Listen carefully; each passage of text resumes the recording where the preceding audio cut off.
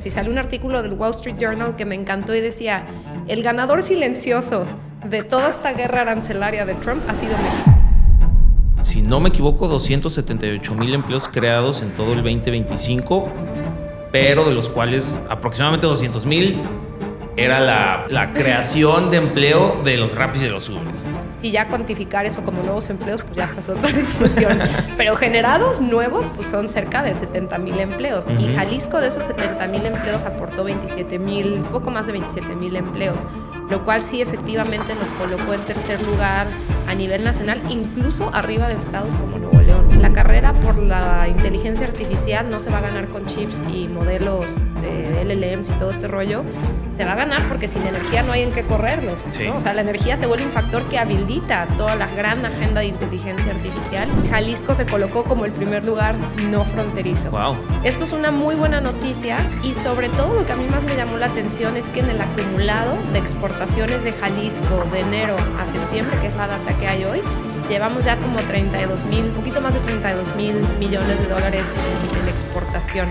Esta cifra ya supera todo lo que exportamos en el 2024. Aquí en Jalisco es el único lugar donde estamos haciendo un proceso de manufactura para habilitar la inteligencia artificial generativa que exportamos a todo el mundo. Si Estados Unidos nos trata mal, ¿por qué no volteamos a ver a el segundo poder económico? ¿Te parece correcto voltear a coquetear con ellos o no? ¿O estamos ya extremadamente integrados económicamente con Estados Unidos que nos pudiera dar un balazo en el pie?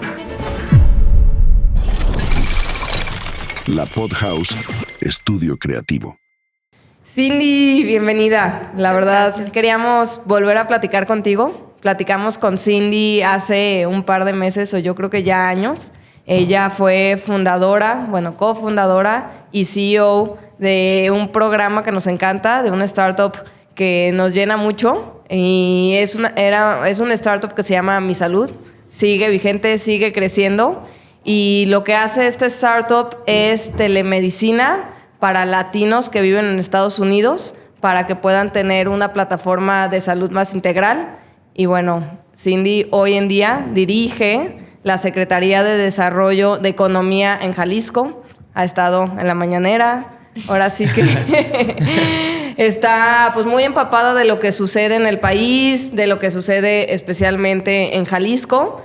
Y la verdad, creo que eres alguien, personalmente, te conozco desde hace muchos años, pero de esas mujeres que se ha metido a la política, que se ha metido a la economía, que se ha metido a las empresas para buscar mejorar el país. Y la verdad es que, pues a tus 30 y tantos años de edad, que tengas esta carrera y que tengas esa energía para seguir creciendo el desarrollo económico y todo lo que se deriva, la verdad es que te admiramos muchísimo aquí. Gracias. Por eso teníamos muchas ganas de tenerte aquí de vuelta y de platicar qué está pasando con México, qué está pasando con Jalisco, qué onda con todo este rollo de nuevo orden mundial, por dónde se están acomodando las fichas, y que tú, a viva voz, que llevas una secretaría de México, que cómo ves las cosas desde más cerca. Queríamos iniciar un poco de cómo vemos México. Tenemos aquí unos datos, pero yo creo que los datos se necesitan contar y por eso te queríamos tener el día de hoy aquí. No, muchísimas gracias y para mí es un honor estar en Cifras. Me da muchísimo gusto ver cuánto han crecido.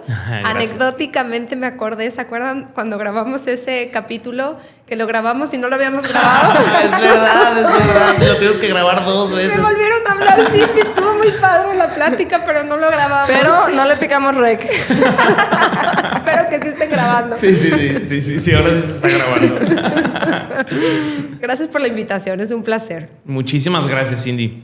Pues aprovechando tu valiosísimo tiempo, queríamos comenzar hablando de México, cifras de México. Hace como 2 semanas dimos un pequeño análisis de inversión extranjera directa, generación de empleos, crecimiento del PIB, varios datitos macroeconómicos de los cuales nos gustó, pero al final lo hicimos a nivel nacional. Entonces nos gustaría que nos dieras una pequeña perspectiva de cómo se ve Jalisco. Aquí estoy mostrando una pequeña gráfica que se puede ver cómo el PIB se sostuvo positivo en los últimos trimestres, o en el último trimestre o el último año, gracias a las exportaciones.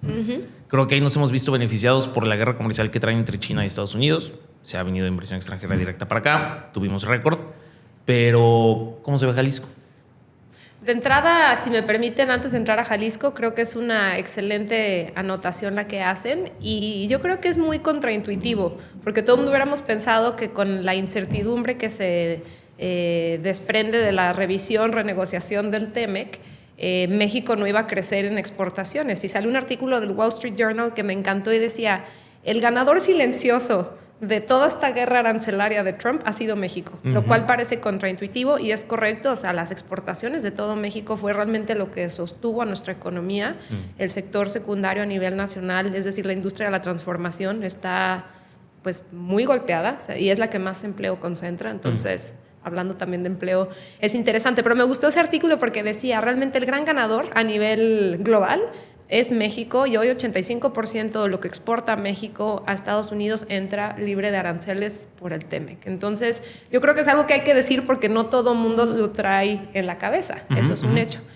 ¿Cómo le fue a Jalisco empezando en ese contexto exportador? Estamos, la verdad, pues de manteles largos, como dicen, estamos súper contentos.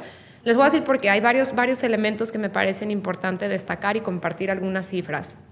En primer lugar, en el año pasado logramos por primera vez en más de 15 años desplazar a estados no fronterizos para ser el número 1 no fronterizo. Generalmente era Guanajuato, el estado número 1 no fronterizo. En nuestro caso ya Jalisco en el 2025 por tercer trimestre consecutivo. Hoy la data que tenemos disponible oficial está hasta el tercer trimestre, es decir, hasta septiembre, y Jalisco se colocó como el primer lugar no fronterizo. Wow. Esto es una muy buena noticia y sobre todo lo que a mí más me llamó la atención es que en el acumulado de exportaciones de Jalisco de enero a septiembre, que es la data que hay hoy, llevamos ya como 32,000, poquito más de 32,000 millones de dólares en exportación. Esta cifra ya supera todo lo que exportamos en el 2024. Ah, wow. Es decir, o sea, en 3 trimestres ya estamos por arriba de lo que habíamos exportado en un año inmediato anterior. Y lo más interesante, yo cuando hablo de exportaciones, a veces las personas han de decir, bueno, esas cifras se sienten frías, lejos de mí, a mí qué me importa que seamos el número 1 o no, qué cambia. Pero yo lo trato de bajar a las personas y explicar que en Jalisco tenemos cerca de 420 empresas IMEX que representan, digamos, son de las grandes empresas exportadoras. Y lo interesante es que esas 420 empresas contratan a más de 230,000 personas. Wow. Entonces, para ponerle una dimensión a eso, yo les digo, es como la población de municipios como El Salto o Lagos de Moreno. O sea, estás hablando de esa es la importancia porque al final se traduce pues, en empleos. Creo que eso es algo que hay que destacar.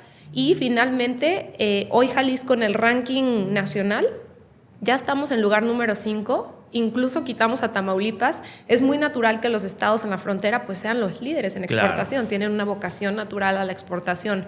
Hoy ya desplazamos a un estado fronterizo, nos metimos donde está pues, Baja California, Nuevo León, los grandes exportadores, y la visión que tenemos es pues vámonos al top 3. Es obviamente al final de los siguientes 5 años. Sí. Oye, Cindy, ¿y qué exportamos? Esto es una excelente pregunta, Sofi. Qué bueno, era uno de los datos que me faltaba Además compartir. De tequila, obviamente. Además de tequila. El tema agroindustrial es importante, y alimentos y bebidas. El 72% de todo lo que exporta Jalisco es electrónica. Ah, wow. De hecho, creció. Antes el market share era como de 60 y pico %. Al tercer trimestre ya creció al 72%. Y lo más interesante es la mayoría de nuestras exportaciones definitivamente se van a Estados Unidos y Canadá. Entonces, es un arma de doble filo porque pues evidentemente implica una cierta concentración de mercados y de industria. Sin embargo, esa industria le hicimos doble clic para entender, ok, 72% de lo que exportamos es electrónica. ¿Cuánto está creciendo el sector? Creció más del 100% año a año. Más del 100%. Entonces, ¿qué quiere decir lo que estoy diciendo así bajado al de a pie? Que el sector está creciendo y no estamos creciendo nada más en volumen, que es lo que a mí más me da gusto y me da orgullo como jalisciense, tapatía. Estamos creciendo en la complejidad y en el valor de lo que estamos exportando. O sea, que aquí se están haciendo cosas de altísimo valor. Yo siempre lo comparto en foros que acompañé al gobernador a una reunión con un CEO de una empresa taiwanesa importantísima. Y nos decía, es que ustedes no se dan cuenta de lo que está pasando en Jalisco. Y me volteó a ver con cara como de, bueno o malo o qué, ¿no? Y ya le digo, bueno, pues estábamos esperando a ver de qué quería decir. Y dijo, aquí en Jalisco es el único lugar donde estamos haciendo un proceso de manufactura para habilitar la inteligencia artificial generativa que exportamos a todo el mundo, aquí. Wow. Entonces, bueno, cuando ves que está creciendo 100% y que está agarrando cada vez market share de nuestras exportaciones, pues ahí está la respuesta. ¿No se iba a venir Foxconn que le iba a producir chips a Nvidia? ¿No se iba a poner una aquí en Jalisco? ¿Ya está aquí? ¿Ah, ya está? Ya está aquí. Yo creo que son uno de los jugadores clave que han ayudado a que este fenómeno se esté dando. Ya está aquí, tienen una cantidad importante de empleados. Es una empresa muy, muy reservada, también por eso hemos tratado de respetar su política en términos de no necesariamente están buscando hacer mucha difusión y demás. Yo creo que lo importante que hay que decir es están creciendo. Y además lo interesante es que cuando llegan empresas como esas, estamos haciendo como una trazabilidad de su cadena de proveedores. Entonces puedes empezar a traer inversión de la cadena de proveedores que generan empresas tan importantes como esa. Y a mí me llamó la atención también cuando estaba viendo cuáles son las 5 industrias que más exportan. Pues bueno, la electrónica, y ahí entran empresas como estas. En segundo o tercer lugar estaba todo el tema de alimentos y bebidas. Una que está creciendo muchísimo, el plástico y hule. Tú dirías, bueno, plástico y hule aquí en Jalisco, en México, creció 30% anualmente en el tercer trimestre. Y vi el segundo trimestre igual, con crecimiento. Entonces, lo que te quiere decir esto es, empiezas a apostarle industrias, yo diría, tractoras, y esas te empiezan a generar una cadena interesante de proveeduría. Y eso pues se está traduciendo a mucho crecimiento, lo cual nos da mucho gusto. Claro, que es lo que decías, 230,000 empleos directos. Directos, así es. Luego todos los indirectos que se generan por ellos con MIPYMES, o sea, micros y pequeñas empresas grandísimas. Y esto obviamente ha traído buena generación de empleo a Jalisco. Así es. El 2025, con la data que teníamos, habían sido, si no me equivoco, 278,000 empleos creados en todo el 2025, pero de los cuales aproximadamente 200,000 era voy a poner en diéresis, la creación de empleo de los Rapis y de los Ubers. Si valen o no valen, no vamos a entrar en esa discusión, pero no, incluso con esa data no fue fue de los peores años de generación de empleo en las últimas 2 décadas en México. Sin duda. Entonces, yo por ahí había leído que Jalisco fue el tercer lugar en generación de empleo, sí, que imagino que está totalmente correlacionado con esto que nos comentas. Así es. Qué bueno que lo dices, Luis. Sí, o sea, la realidad, si lo vemos crudo, y como dices, aquí no sin discutir si es una buena o mala, yo creo que, 270,000 empleos generados a nivel nacional, de los cuales 200,000, por ponerlos en números cerrados, pues sí, es esta estrategia de formalización. A mí, por un lado, digo, pues qué bueno, ¿no? Las personas, claro, mientras más tengan derechos laborales, 100%. Qué bueno, creo que es algo siempre positivo. Si ya cuantificar eso como nuevos empleos, pues ya esta es otra discusión. Pero generados nuevos, pues son cerca de 70,000 empleos. Y Jalisco, de esos 70,000 empleos, aportó 27,000, poco más de 27,000 empleos. Lo cual sí efectivamente nos colocó en tercer lugar a nivel nacional, incluso arriba de estados como Nuevo León. Es algo que la verdad nos sorprendimos, nos dio muchísimo gusto, porque al final del día, ¿de qué sirve traer inversión? ¿De qué sirve crecer y traer empresas que exporten y todo esto si no se traduce a la gente, ¿no? Y si no se traduce oportunidades. A mí una agenda en lo personal que me mueve mucho es la movilidad social, o sea, realmente, y también no nada más traer empleos por empleos, qué tipo de empleo, qué tipo de sueldo, qué tipo de carrera ofrece para las personas de movilidad. Yo creo que esa es la clave. No es fácil, es muy fácil decirlo, no hacerlo, pero nos da mucho gusto estar en tercer lugar a nivel nacional. Y sobre todo, pues hay municipios que ayudan mucho. O sea, Zapopan, por ejemplo, es uno de los grandes motores en el área metropolitana que generan empleos.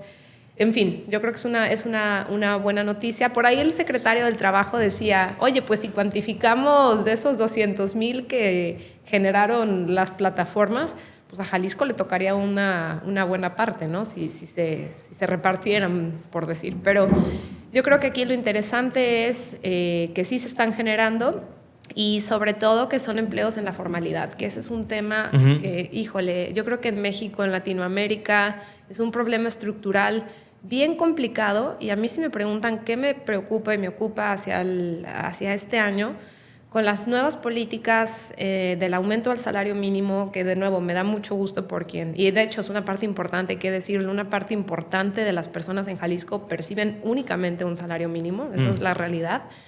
Pero por otro lado, pues sí implica presiones, sobre todo lo platicábamos, a la micro y pequeña empresa, sí, el recorte de la jornada laboral. Todas esas presiones yo creo que desafortunadamente se van a ver en un crecimiento de la informalidad y justo estamos trabajando en qué podemos hacer como gobierno para contener y para ayudar a que la formalidad sea atractiva, pero pues cada vez pues tiene más retos. Oye, Cindy, y en ese aspecto, ¿qué están haciendo? Porque justo veía, hay una página que nos gusta mucho que se llama ¿Cómo Vamos México? Que hace todos estos indicadores, que va recopilando información del INEGI y de varias fuentes buenas de información, y estaba específicamente ese dato de la formalidad en que Guadalajara ha ganado terreno en convertirse más formal. ¿Esto qué quiere decir? México, en la mayoría de los empleos, tiene 54% de informalidad en sus empleos y Jalisco está alrededor del 44%. Entonces, supongo que todas estas iniciativas están trazando la ruta a hacernos más formales. ¿Qué se está haciendo para llegar a mayor formalidad? ¿Qué hacemos bien? ¿Qué hacemos bien? Sí, es una muy buena pregunta y ese observatorio creo que es una gran iniciativa. Definitivamente creo que la informalidad creo que está muy ligada, creo que hay factores, por ejemplo, la inclusión financiera, ¿no? Aquellos negocios que ni siquiera a veces tienen una cuenta de banco, que operan todo en efectivo, pues difícilmente tienen los incentivos o la infraestructura para volverse formales. Hemos buscado a través de diferentes mecanismos apostar por la inclusión financiera. Yo creo que eso no nada más es un tema de formalización, ayuda a que haya más dinero moviéndose en la economía formal. Muchas veces es un tema, incluso les diría, se oye muy sencillo, pero de educación, de capacitación. Por ejemplo, el año pasado agarramos un módulo del SAT, incluso a veces eso puede ser hasta de las barreras, ¿no? Que dicen, es que no hay cita hasta no sé cuánto tiempo, entonces pues ya me desanima a ir y solicitar mi firma electrónica o a hacer mi alta, cosas así. Y nos fuimos con un módulo itinerante, ayudar a hacer trámites, y a veces las personas nos encontrábamos con personas que tienen ciertas ideas incorrectas de qué implica la informalidad, y te das cuenta qué importante es sensibilizar de cuáles son los beneficios. Si estás en la formalidad, estás haciendo estrategias de inclusión financiera, pues eso te implica la apertura de una cuenta, que luego se puede abrir un historial crediticio que después te puede permitir apalancar a tu negocio. Entonces yo creo que mucho de lo que hemos buscado hacer va en la línea de intentar educar, ayudar y acompañar, porque sí hay que reconocer que hay ciertos sectores definitivamente pues que tienen ciertos retos. O sea, pongo un ejemplo, nos toca trabajar mucho con el sector artesanal. Pues es un sector, literal, como lo dice su palabra, que hacen las cosas pues con las manos, que toman los elementos de la tierra, de la naturaleza, y tal vez no todo el mundo está pensando en cómo me hago formal. Entonces hemos buscado en la medida de lo posible estar cercanos y quitar las mayores fricciones posibles y poner los elementos sobre la mesa. Pero sí es un gran tema, Sofía. Yo creo que es un tema que le duele yo diría a Latinoamérica, no es nada más un tema en México, y que es, yo diría, multisectorial, que no tiene nada más como que una fórmula para resolverse. Y la inversión extranjera directa. Gran tema. Sí, no, a ver, porque yo soy... Aquí en Cifras internamente tenemos dos posiciones sobre la inversión extranjera directa. Te voy a decir primero yo la mía, que la inversión extranjera directa, si bien ha crecido, pero nomás porque estamos de vecinos de Estados Unidos, no ha sido el boom de la narrativa que teníamos en el 2023. Que todos decían, no, ya, ahora sí, viene un boom, se va a disparar. Muchísimas personas conocidas empezaron a construir bodegas, ¿cómo se llama? ¿Bodegas de última milla o qué? No, o sea, bodegas. Luego, ¿cómo se llaman estas? Los fondos que son para construcción de bodegas, ¿cómo se llaman? Que cotizan en bolsa. Fibras. Las fibras. Ajá, las fibras, muchísimas fibras emitieron cientos de millones de dólares en deuda para poder construir más. O sea, como que se preparó el país para un crecimiento de inversión extranjera directa inmenso, del cual yo decía, pues es que yo no lo veo. Yo decía, no, es que va a llegar. Pues si llega, ya se verán las métricas. Y si este 2025, o creo que fue el tercer trimestre, porque creo que todavía no sale el dato del cuarto trimestre. No, todavía no. El gobierno lo aplaudió, yo también lo aplaudí, pero el crecimiento tampoco es inmenso.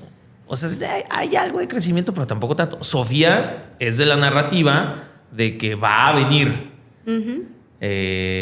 Yo sigo un poco dudoso porque creo que si bien se están viniendo empresas es más por necesidad que por atractivo, por varias cosas que ha hecho mal desde mi perspectiva el gobierno en turno, como la reforma judicial, hay mucha inseguridad, entonces pues eso no es muy atractivo para la inversión privada.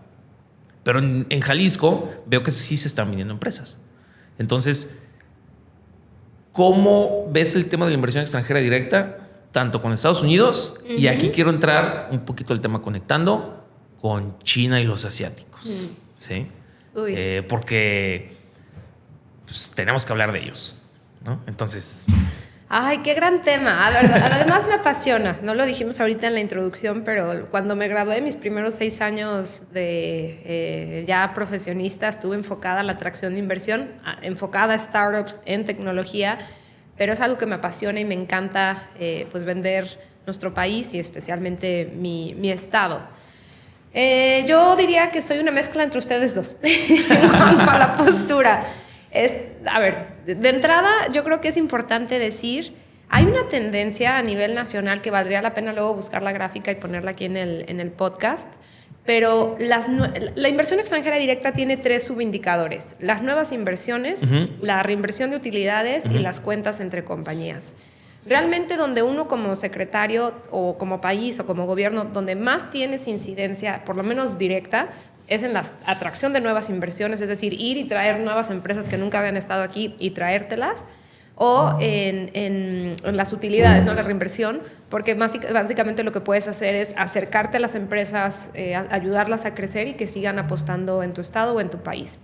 Entonces, en ese sentido, yo creo que es importante destacar, hay una tendencia, si ustedes ven, las nuevas inversiones en México han sido no necesariamente, yo creo que estamos hablando de los últimos 10 años, no van a la alta. Creo que este gobierno en turno federal ha hecho un esfuerzo importante pues por coordinar a los estados, está el portafolio de inversión, en fin, buscando traer nuevas inversiones. La realidad es que lo que ha crecido es en reinversión de utilidades y cuentas entre compañías. Eso creo que es importante hacer esa distinción. Específicamente para Jalisco hemos tenido un crecimiento importante en las nuevas inversiones desde que entramos. Por ejemplo, en el segundo trimestre crecimos más del 400%. 400%, wow. Este último trimestre, tercer trimestre, fue 81%. Es decir, sí están llegando. Es importante también decir, a veces las empresas pues mueven el capital por razones internas y nos pasó que en el tercer trimestre hubo un movimiento de cuentas entre compañías. Y hoy tenemos al tercer trimestre cerca de $903 millones. Algo que me gustaría compartir con lo que nos escuchan y otra vez tratando de bajarlo a las personas. Bueno, ¿y a mí qué me importa si Jalisco lo recibimos al cierre del 2024? Nos entregaron a Jalisco en 9º lugar.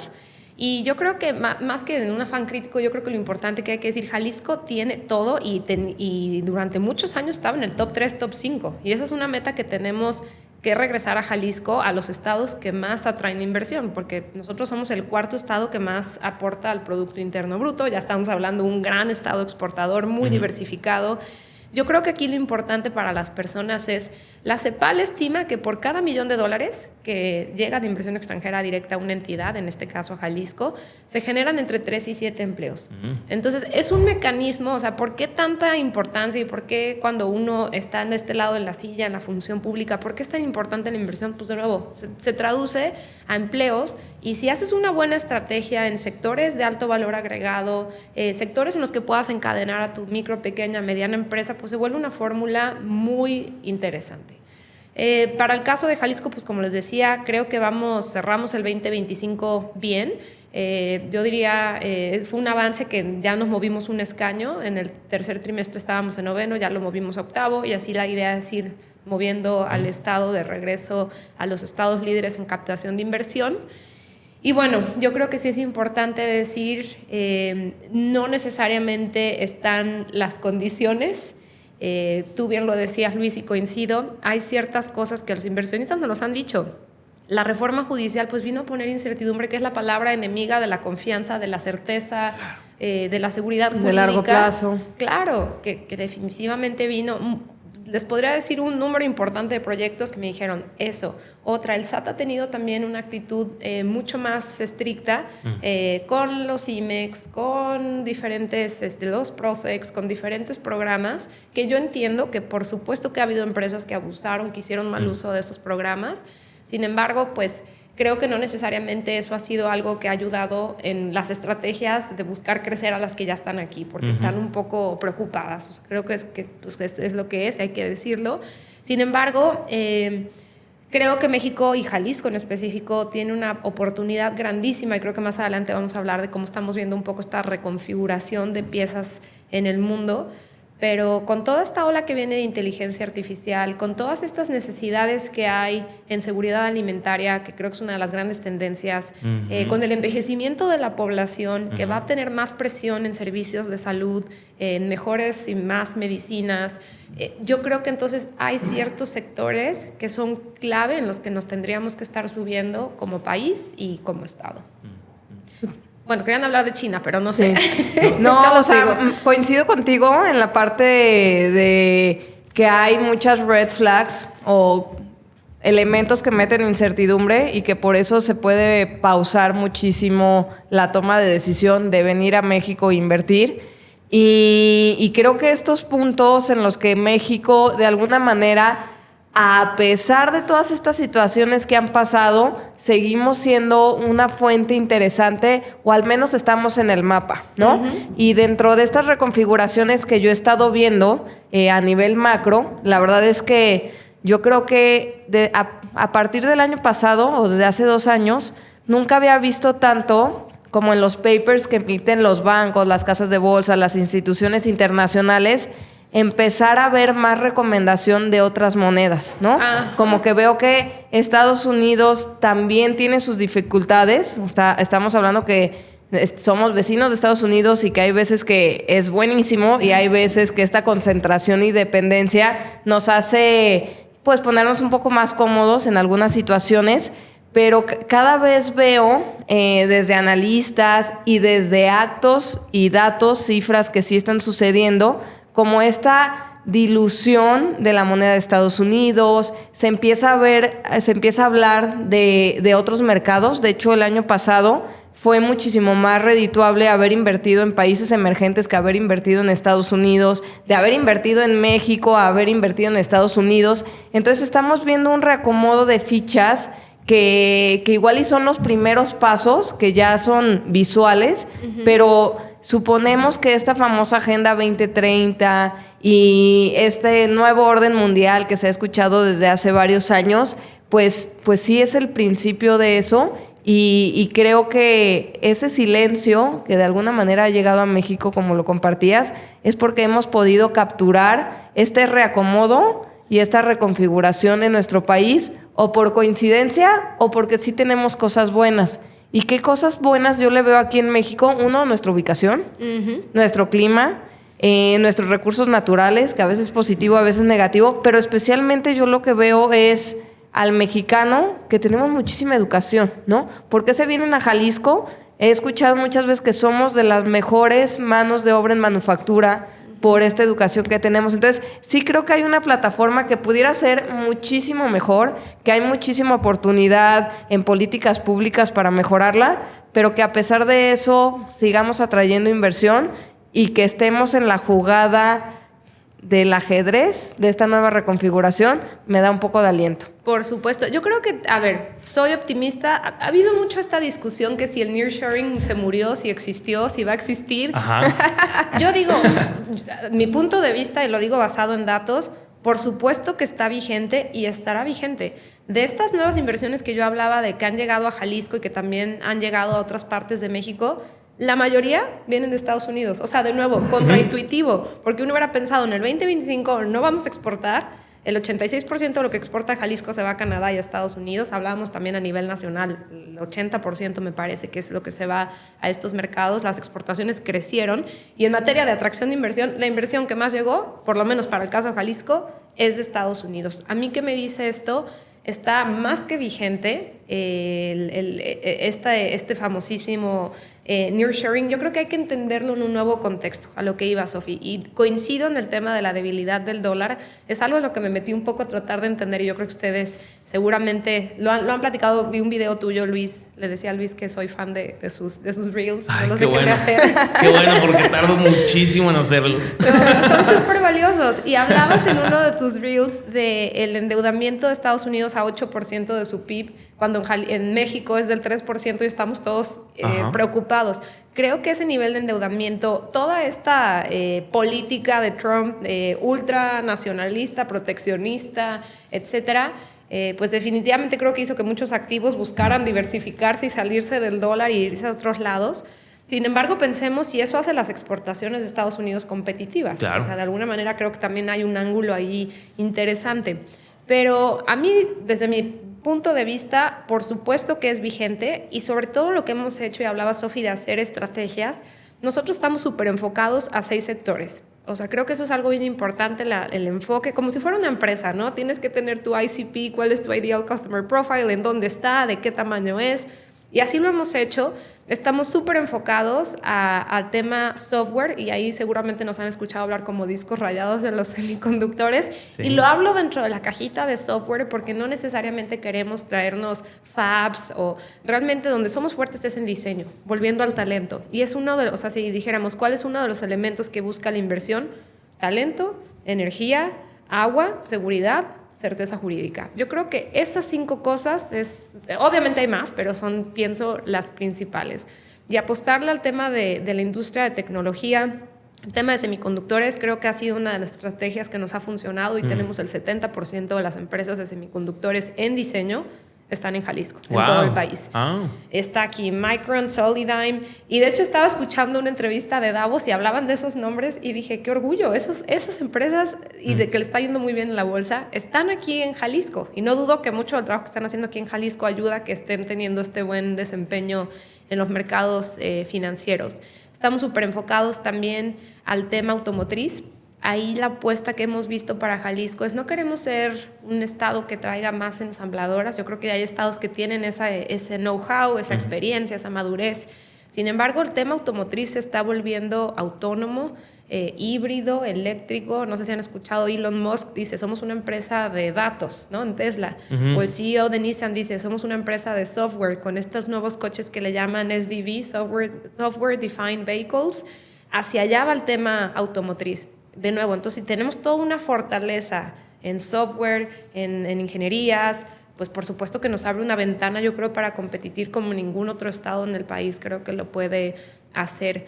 El tema de salud, yo por ahí ando soñando, mi esposo está me echa carrilla porque llego con mis libros de Quantum, pero creo que ahí hay una oportunidad grandísima en agendas muy tecnológicas, pero ancladas en grandes agendas que de nuevo creo que van a tener un crecimiento y lo están teniendo en el mundo. El tema agroindustrial creo que también es bien importante. O sea, la gran tendencia creo que es el tema de autosuficiencia alimentaria hacia adelante. Cambio climático ya es una realidad, ¿no? Se inundan los campos, o sea, en fin, creo que ahí hay una gran apuesta por hacer. Y finalmente, el tema pues, de manufactura, ¿no? Que es uno de los grandes agendas que estamos viendo que nos ayuda a la exportación. Tocaste ahorita un tema que me parece importantísimo y que va ligado con todo el tema de inteligencia artificial, coches eléctricos, autonomía, y es energía. Sí. Es uno de los 5 factores de los cuales yo creo que sí, empresas que se vienen a invertir, es cómo está tu infraestructura energética y tu producción de energía. Porque en el sexenio pasado prácticamente no se invirtió nada en eso. Entonces, ¿cómo se ven los nuevos proyectos de generación energética con Sheinbaum? Ya hemos visto, ya lo ha anunciado, sí. Ya vienen inversiones, se están haciendo ciertas reconfiguraciones en la CFE para revertir ciertas restricciones que se tenían en el sexenio pasado. Creo que se dieron cuenta que se tienen que poner a generar energía o en algún momento ya no va a haber energía suficiente en el país.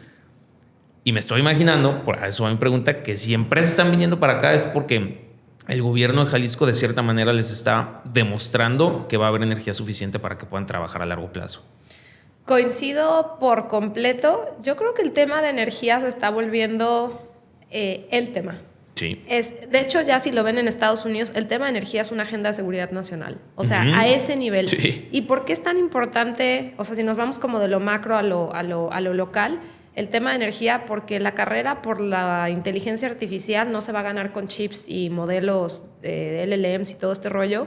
Se va a ganar porque sin energía no hay en qué correrlos, sí. ¿no? O sea, la energía se vuelve un factor que habilita toda la gran agenda de inteligencia artificial, que yo comparo lo que está pasando con la Guerra Fría por llegar a la Luna, ¿no? Rusia contra Estados Unidos y ver quién iba a llegar primero. Pues yo veo lo mismo China, Estados Unidos, ver quién va a dominar en inteligencia artificial. Y la clave, definitivamente, una pieza clave es energía. Tan clave que si nos metemos a ver en el 2025...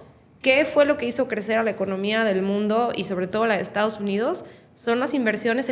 Este dato me voló la cabeza. Este es un podcast de cifras y creo que vale la pena decirlo. La inversión en CAPEX, es decir, data centers, infraestructura dura, muy relacionada a la energía, superó la inversión, más bien el crecimiento de la economía por consumo. O sea, estamos hablando de las economías que tienen el consumo más grande del mundo y la inversión que se vio en CAPEX, en data centers, en agendas de baterías y demás, supera al consumo en el 2025. O sea, ¿qué te dice eso? De ese tamaño, el tamaño de la agenda y de la importancia. ¿Cómo se traduce esto a México y especialmente a Jalisco? Yo creo que hay muy buenas noticias que dar en términos de que coincido que el gobierno federal ha hecho algunos cambios a la ley que permiten, por ejemplo, ya agilizar el tema de la autogeneración. Creo que esa es una buena noticia. Pero sobre todo yo creo que la agenda que hay en Jalisco es muy diferenciada en términos del entendimiento que hay de lo vital que es la energía para atraer inversión y para estar arriba de estas grandes tendencias globales. Somos el primer estado en tener una agencia, o más bien una secretaría dedicada a la energía. Antes era una agencia que dependía de hecho de mi secretaría. Este gobierno le da el rango, la importancia y el lugar de decir esta es una agenda estratégica y requiere de una propia secretaría. Ese fue un cambio que me parece que manda un mensaje del nivel que requiere y la atención y la agenda que representa la energía. 2, de hecho me eché un cafecito hace poquito con el secretario, Manuel Herrera, y le dije, Manuel, si se logra todo lo que me estás platicando, me quito el sombrero, está padrísimo. Y básicamente hay un plan de energía para el Estado que tiene 3 componentes, potencia, renovables y un poco como buscar otras fuentes alternas como el gas. Potencia, lo interesante es, yo no sabía esto y la verdad estoy tratando de aprender y entender cómo funciona, no soy en lo más mínimo una experta en temas energéticos, pero el gobierno federal tiene una manera de medir la demanda o la proyección de demanda en función al crecimiento de la población. Y estarán de acuerdo conmigo que ya la demanda de energía no corresponde o es proporcional al crecimiento de la población. Si estás trayendo empresas como Foxconn, como pues su demanda de energía es altísima, entonces se te desfasa de lo que está proyectado con lo que realmente vas a necesitar, ponle a los siguientes 5 años. Y yo algo creo que es muy bueno es que en Jalisco se hizo un estudio de la demanda, pero visto desde el lente de la industria, y entonces se hizo una especie de mezcla donde se cruza cuánto va a demandar la industria contra lo que el gobierno federal proyecta en cuánto va a crecer la población. Y si inicialmente traíamos una proyección de demanda de energía, por decir, de 5, y vimos que con la industria se iba a necesitar 10, pues llegamos tal vez a un 9, ¿no? Entonces creo que este reconocimiento de la demanda proyectada es el primer paso. Claro. ¿Por qué? Porque entonces de ahí se desprenden, de momento me platicaba el secretario, hay 12 proyectos estratégicos que se le presentan al gobierno federal, en los cuales hoy la CFE tiene 2 mecanismos, inversión privada, netamente privada, o inversión mixta, pública y privada. Entonces, se presentó este portafolio de estos 12 proyectos y creo que lo interesante es que al tener una demanda más alta reconocida, que realmente esté alineada a las demandas de la industria, pues te permite tener mucha mayor, pues como palancas en estos proyectos que se plantearon sobre la mesa. ¿Y qué se está buscando? Pues que haya proyectos, el secretario me hablaba que en Jalisco vamos a tener en los siguientes, o sea, hay un plan para tener una planta de ciclo combinado, y yo le preguntaba, bueno, ¿qué es eso, no? ¿Qué eso combina? es verde, ajá, ¿Qué exacto, combina? ¿Qué colores usa? usa? Y sobre todo, ¿eso es agenda verde o es Y me decía, bueno, ciclo combinado es como el link digamos como sigues dentro de las energías no necesariamente verdes, pero es como el pasito hacia la transición de lo verde. Entonces estarías como en el rango menos contaminante de lo que sí es contaminante. Y además hay una visión de que por decirlo de una manera, por cada giga que se generara de energía a través de este tipo de fuentes, venga otro de energías renovables. Y esto es importantísimo porque hablando un poquito de lo que veo hacia adelante en esta reconfiguración del mundo, mercados como Europa están subiendo los estándares ESG, o sea, todos estos estándares de cumplimiento ambiental ya no son deseables y nice to have, es obligatorio. Y si yo quiero llegar a invertir, o pensemos, si yo quiero, no nada más para atracción de inversión, si yo quiero exportar, me van a pedir la trazabilidad de que esa producción viene de energías limpias, viene con agua de reuso. Entonces, lo que les quiero decir es que se está armando una gran agenda, que entendemos que el tema verde no es nada más un tema, por supuesto, ambiental, que a mí es una de las agendas que me súper interesa, sino es una agenda que si no la cumplimos no vamos a poder jugar ni en la exportación ni en la atracción de inversión. Pero va por ahí. Está súper interesante, súper interesante. Sí, coincide con hace poco tuvimos un podcast que hablaba de esta reserva de energía y el cálculo que teníamos de México es que teníamos así una reserva de 3-4% para 2030, ¿era? No, para 2026. 2026. ¿Para este año? Sí. O sea, como que si no se invertía nada, ya en 3 años de verdad iba a colapsar el sistema de electricidad. Entonces, pues muy bueno saber que es una agenda primordial de Jalisco para llegar a esa demanda y pues todo se alinea con lo que está haciendo. Acaba de ser Meta, que acaba de comprar energía nuclear. Energía nuclear, una inversión como para suplir, creo que eran 5 millones de casas. O sea, se ve que para allá va. Y creo que justo, que no llego a entender tanto, pero es lo que está pasando a nivel geopolítico. O sea, todos estos movimientos de Groenlandia, Venezuela, China, Rusia, creo que es principalmente para ver quién va caminando y quién va avanzando más rápido hacia la energía por la inteligencia artificial. Entonces, ¿cómo nos posiciona a México todos estos movimientos que están sucediendo a nivel mundial? ¿Cómo nos ves parados? Yo creo que estamos en una situación ambigua. O sea, por un lado estás al lado literal del mercado más grande de una potencia que es Estados Unidos. Tuve la oportunidad de conocer a la primera embajadora mexicana en Estados Unidos. Obviamente ya no está en funciones. Pero me decía, mira, Cindy, porque yo le decía, oye, a ver, ¿tú qué ves? ¿Qué opinas? Y me dijo, Estados Unidos y México es como un matrimonio donde no cabe el divorcio. Nos vamos a agarrar a veces del chongo, a veces nos vamos a llevar súper bien, todo va a estar bien. Y son años detrás de esta relación que pues difícilmente geográficamente nos vamos a separar. Eso es un hecho. Y por otro lado, digo ambigua, pues por supuesto con este liderazgo en particular que hay actualmente en la Casa Blanca, pues definitivamente es yo creo que impredecible y eso es un hecho. Pero de nuevo, si lo vemos, pues realmente México no ha sido tan afectado como otros países por sus políticas arancelarias. Creo que ha sido más un tema de discurso para apretar en seguridad, en migración, y pues la agenda va caminando.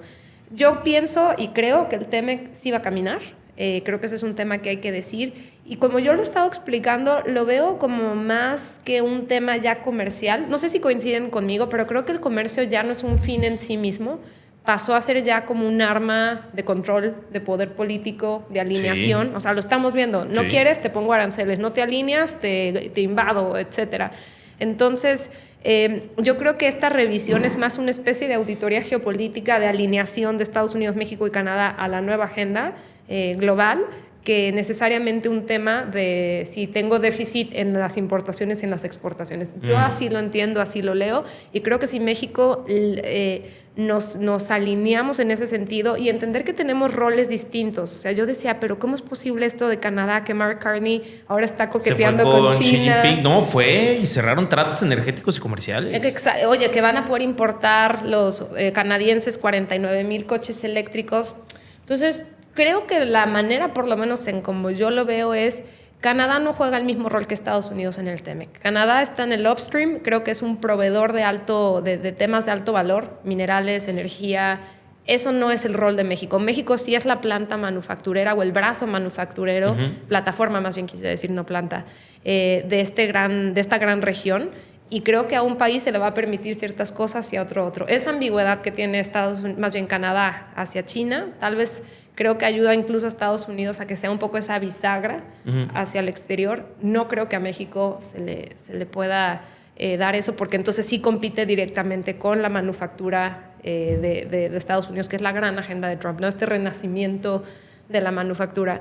Yo creo que tenemos grandísimas oportunidades y creo que sí tenemos que empezar a buscar nuevos espacios para crecer. O sea, si buscamos seguir haciendo lo de siempre, creo que nos podríamos correr el riesgo de quedarnos sin propiedad intelectual, sin subir a nuestras pymes a las cadenas de suministro.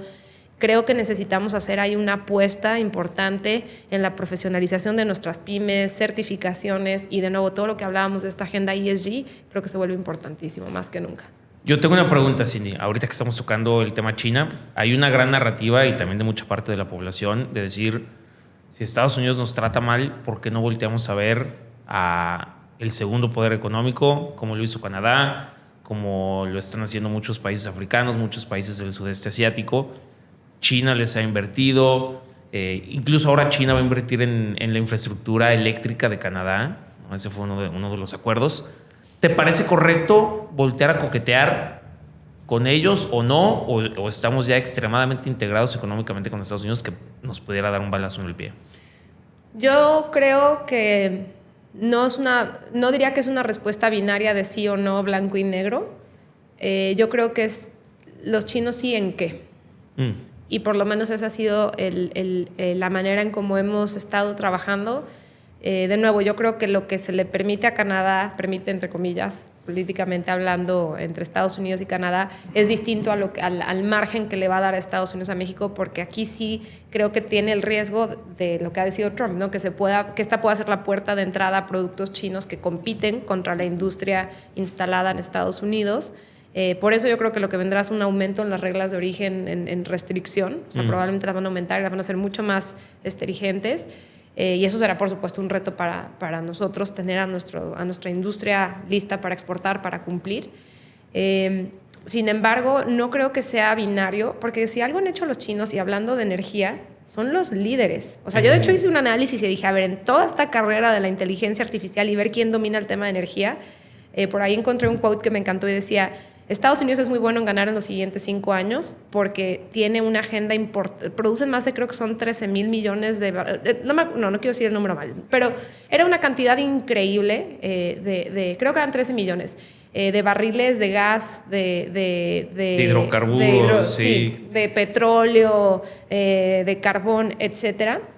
Tienen una gran fortaleza ahí, gas barato. En el corto plazo Estados Unidos creo que va a ganar esa carrera, pero en el largo plazo China, calladito, ha estado... A ver, ¿cómo nace BYD? Nace de una empresa de baterías. BYD nace de... Los chinos dominan el tema de las baterías, dominan en muchas cosas que creo que a largo plazo se han posicionado mejor para ganar la carrera en los siguientes 20 años. Justo ese punto que tocas, que ahorita son los reyes de generación de energía solar, que la tenemos ahí arriba, que no tienes que estar extrayendo de la tierra, están tomando mucha fortaleza energética, y si es bueno o no comenzar a verlos a ellos como potenciales inversionistas en México, de oye, tráete una planta de generación de paneles solares, tráete una planta de transmisión energética, tráete una planta de algo para que se genere energía aquí en México y que esa misma energía se pueda transformar en productos y servicios que exportemos. Totalmente, justo tienes razón, Luis, hacia eso iba. Creo que hay ciertos sectores donde si le abres la puerta a industrias sensibles, tal vez a infraestructura de puertos, creo que podría generar cierto ruido hacia nuestro vecino aliado número 1 comercial. Pero hay ciertas agendas en las que creo que definitivamente son los líderes y vale la pena pues buscar esa colaboración. La verdad, sin duda, hay que tener en cuenta algo bien importante. A partir del 1 de enero de este año, o sea, hace 20 y tantos días, ya hay un nuevo arancel que le sube México a los chinos. Muchísimo. ¿No? Es el tope permitido por la OMC, pero por supuesto que entonces hace todavía más retador la importación de ciertas cosas. Y como existe este principio que no podía hacer nada más para un país, y de hecho el gobierno federal dice, no es nada más para China, va para todos, ¿no? Hicimos el análisis, son cerca de 20 países con los que no tenemos tratados de libre comercio, pues de corbata ahí está India, Turquía, otros países con los que hoy nuestro país no tiene tratado de libre comercio. Entonces también será interesante ver, creo que es muy temprano para aventurarnos a decir si esto va a generar inflación o no. No lo sé, lo que sí es que tendremos que ver qué efecto tiene eso y qué tanto va a limitar este tipo de posibilidades de inversión. Sí, al menos los taiwaneses que se vengan. Y una noticia hilando esto era lo que decías de cómo esta industria del hule y del vidrio está creciendo tanto. Creo que son esas oportunidades de que si hay un arancel externo del 35% para las importaciones, pues estas industrias, si tienen esta plataforma de crecimiento, pues podemos hacernos más fuertes y depender un poco menos de la importación. Y para cerrar un poquito, quería preguntarte, igual y siempre nos pasa, empezamos a hablar de noticias, países, mundos, empresas, millones, billones, dólares, o sea, todo esto que al final pues marca la agenda y marca las tendencias, los rumbos. Solo me gustaría bajarlo, que siempre intentamos llegar a un mensaje de una acción. ¿Qué es esta lista de acciones que deberían de tener los cifreros, que los prepare para estos caminos? Hablábamos un poco de la digitalización, o sea, tratando de bajarnos a la pyme, que realmente es lo que mueve a nuestro país, lo que da empleo. ¿Cuáles son estas recomendaciones? Tú que también tienes esta cachucha de emprendedora, de desarrollo, de economía, ¿qué es lo que debería estar haciendo hoy una pyme mexicana o jalisciense para ir creciendo estas posibilidades? Qué buena pregunta. Qué padre manera de bajarlo y cerrarlo. A ver, es una pregunta difícil. Yo creo que el reto para todas las pymes va a ser hacer más con menos. En verdad creo que va a ser eso. Y creo que en la medida en que, por un lado, apuesten a la digitalización, lo hablábamos hace un momento, ¿no? Cómo se mueren por concentración de clientes y qué significa eso. Te dejan de pagar o se te cayó el cliente, pues pone en muy alto riesgo a tu negocio, lo cual nos lleva al segundo punto, flujo de efectivo, ¿no? El famosísimo cash is king. Cash is king. Es clave. Entonces, yo creo que en la medida en que las pymes tengan herramientas de digitalización, y ya lo estamos viendo, ¿no? Hoy en la mañana estaba escuchando un podcast de los agentes y cómo incluso ya estoy hablando de empresas como Microsoft, ¿no? Que ya casi tienes un clon agente que ya le dan identidad y credenciales para que pueda tomar decisiones y cosas muy locas que estoy tratando todavía de digerir. Pero creo que lo importante ese es el mundo en el que estamos, nos guste o no. Y tenemos que subirnos definitivamente como pymes a la ola de la digitalización. Creo que esa es una gran herramienta. Buscar, y sé que suena pues a veces retador, ¿no? Pero creo que en la medida en que uno se mantiene en la formalidad, buscar cuáles son esos beneficios, porque los hay, ¿no? Que cuando uno no está en la formalidad. Y creo que creo que las crisis, y se oye muy cliché, pero lo creo, son espacios para buscar nuevos lugares de crecimiento, para buscar nuevas y diferentes oportunidades, ver las cosas con un ángulo distinto. Creo que es muy importante, sobre todo aquellas que están pensando ser partes de cadena de suministro o sea, volverse proveedoras. Cuando hablo de cadena de suministro, a eso me refiero, volverse proveedoras tal vez de empresas que están llegando, que están invirtiendo. Toda la agenda de sustentabilidad toma una relevancia importante. Creo que es importante esto. Y finalmente, si me permiten el anuncio, invitarlos también. Creamos hace poco y lanzamos un distintivo de la inclusión. Y yo lo veo cuando hablo. Creo que esto es un ejemplo de cuando hablo de buscar en otros espacios. Nos pasa que a veces nos dicen pymes en sectores como el de la industria de la agricultura o en la industria del transporte. No encuentro personas. Y tú dices, qué chistoso, ¿no? Hay, por un lado está, pues digo, aquí en Jalisco tenemos una tasa de pleno empleo, es decir, el desempleo está bajo control, en una tasa sana. Sin embargo, creo que es interesante empezar lo que estábamos buscando con este distintivo es, pues, ¿por qué no empiezas a buscar a contratar personas en movilidad? Por ejemplo, una persona retornada que ya no quiere estar en Estados Unidos y regresó. O ¿por qué no empiezas a contratar mujeres tal vez que hoy llevan a cabo labores de cuidado que nos toca muchas veces, ¿no? A los hijos, a los papás, etcétera. En fin, eso pongo un ejemplo, a eso me refiero cuando yo hay que buscar en otros lugares que tal vez no es naturalmente lo que hacen las empresas. Y lo que sí está comprobado de un estudio de McKinsey que me encanta, y dice, cuando una empresa, no importa si es grande, pequeña o mediana, tiene diversidad, es 21% más alta, más rentable. Y luego acabamos de hacer un estudio con el IMCO, fuimos el primer estado en el país, y la verdad sí teníamos un poco de, pues no sabíamos que iba a salir, ¿no? Pero claro. Pues, si no lo mides, ¿cómo lo corriges? En términos de la participación de las mujeres en las empresas. Y lo curioso fue, en las pymes uno pensaría, claro, las grandes empresas traen la agenda de la inclusión. Me llamó muchísimo la atención que no era la regla, y en las pymes había mucho más, como por lo menos, intención de incluir esta agenda, y cuando había una mujer fundadora o dueña de la pyme, había muchas más mujeres en puestos de liderazgo que cuando era un hombre. En fin, todo esto para decir, creo que la agenda de la diversidad también es importante, invitarlas a sumarse a este distintivo que estamos dando desde el gobierno del estado, y que no es de que llegues a aplicar el distintivo porque ya lo tienes. Tengo el interés y te damos todo el acompañamiento con el TEC de Monterrey. Entró Fundación Marisa, un ejemplo, un trabajo de triple hélice, que, en fin, creo que son diferentes aristas que las empresas pueden empezar a voltear a ver. Buenísimo. Yo personalmente trabajo más a gusto con mujeres. Son más ordenadas, son más puntuales, dan mejor seguimiento. La verdad es que los hombres no...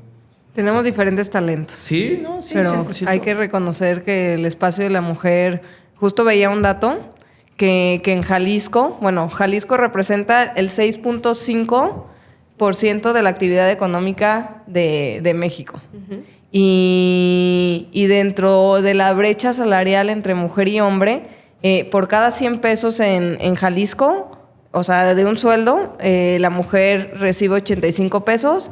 Por el mismo perfil, un hombre recibe 100 pesos. O sea, estamos en esa brecha que estamos más, o sea, en menos desigualdad en Jalisco que en otros estados. Sin embargo, me encanta que tengas esta participación y este involucramiento, porque definitivamente creo que uniendo esta diversidad y el talento de la mujer y el hombre, también eso puede ayudar a buscar estos espacios desocupados para el crecimiento de Jalisco.